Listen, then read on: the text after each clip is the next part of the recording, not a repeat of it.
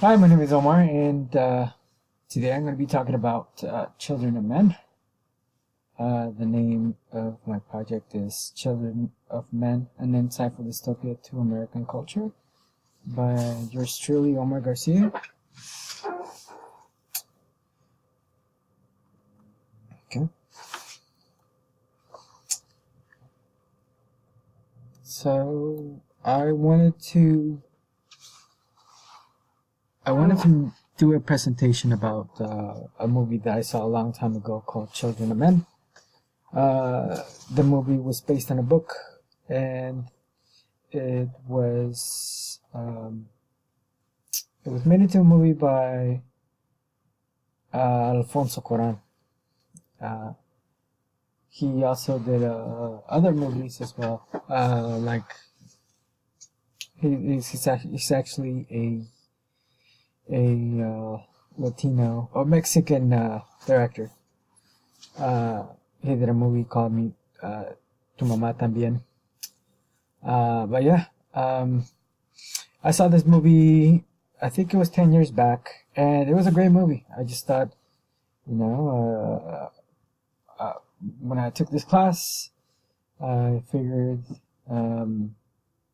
it gave me a little bit more insight about what a dystopia was. So I went and did some research on the movie itself and watched it all over again.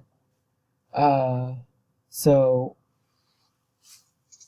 Alfonso Cuarón's The Children of Men is a story set in the distant future of 2027. The protagonist still lives in the UK, the only remaining structural government in the world. The world is on the brink of extinction because women have lost their ability to have children and people are losing hope. Theo is an alcoholic who fumbles through his days. He's apathetic to the people in the world around him. That is until he comes in contact with this ex-wife who asks a favor of him, and that is to help him to shelter a woman by the name of Key who is pregnant.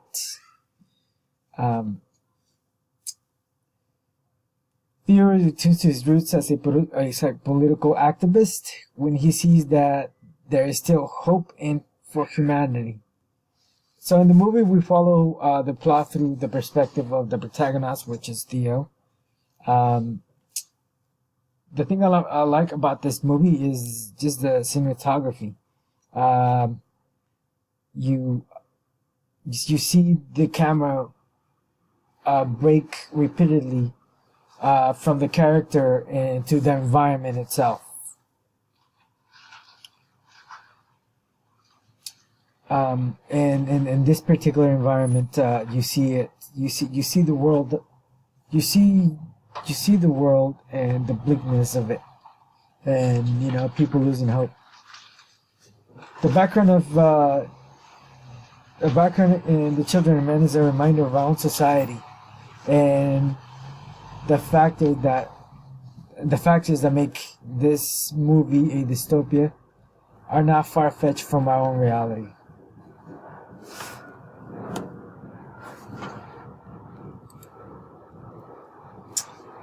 So, what makes Children of Men a dystopia?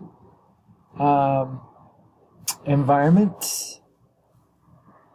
The environment around the movie, like I said, um, as you're watching the movie, you see a lot of the buildings around. You see a lot of the world that's that's decayed. There's a color to the movie that the movie uses a lot of grays to express the bleakness. There's a lot of police presence around. Um, the UK is a authoritarian government, and you also see a lot of you see how you see how police or the government treats immigrants. The treatment of humankind. Let's see. The movie starts off with an explosion going off at a coffee shop, where the protagonist Theo had just purchased a cup of coffee. There's a terrorist bombing. Terrorist bombings seem to be the norm in the world of Theo. The movie doesn't really explain what happened to the civilization, but it rather shows us the bleakness through its environment.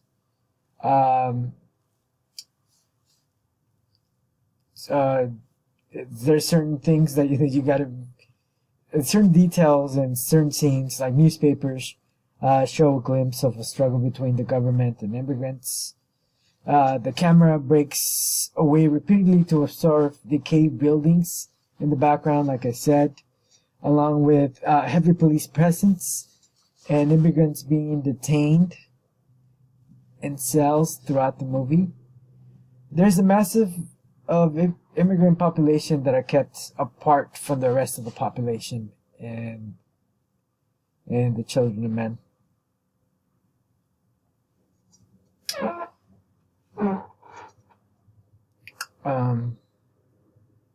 You see them trapped in cages as well as being forced to live separately in ghettos. In a scene, Theo's friend Jasper, who's this older gentleman who's kind of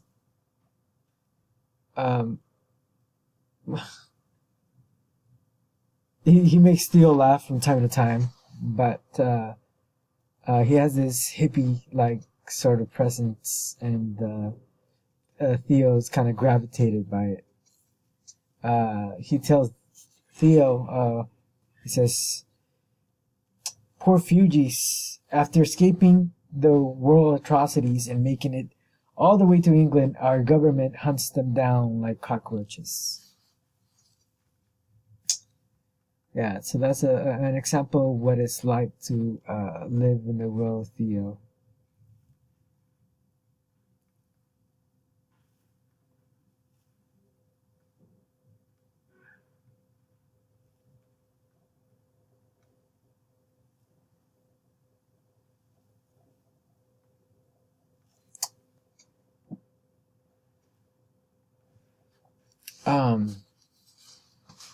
So I wanted to make a comparison on how Children of Men is relevant to our own particular culture. Mass immigration has been a major issue worldwide. Several years ago, and it's still happening. There's Syrian refugees migrating to Europe by the millions, and being rejected by countries and kept in detention centers. And here in the U.S., President Trump proposed a law that would ban immigrants from Muslim countries to come to the U.S. Of course, the rhetoric of his campaign has caused a anti-immigrant sentiment. The division between the rich and the poor is evident in our society, and more so in the Children of Men. The dehumanization of a particular group based on their color of skin and their economic status is evident today, and is apparent in the movie as well. The total disregard for our environment and toxic pollution can have a scientific effect on our bodies and how we might reproduce. And you see that in the movie, of course. You see that there's a plague. There's a plague where women are not able to have children. And of course, this is just a science fiction, but It I feel that the movie has an insight towards where it's giving us some sort of warning of some of the things that we are doing to ourselves, and how that can affect the way we live and our environment as well. All right, so we're gonna move on to conclusion. One of my favorite part of the movies was the end, and in this scene, the lady that gave birth to a baby, she was with Theo, and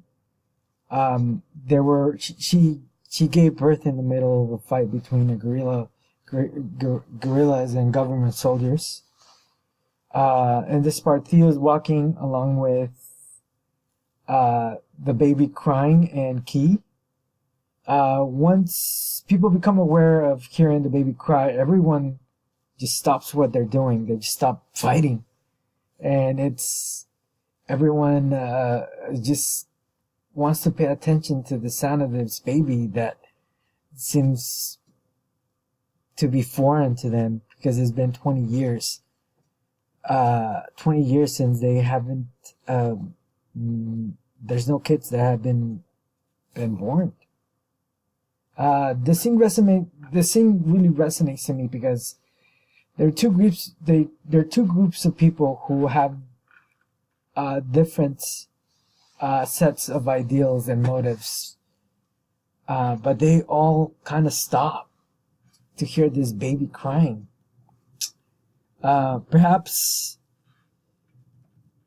the way we can translate this moral, the moral that this movie is telling us, is that it's important that we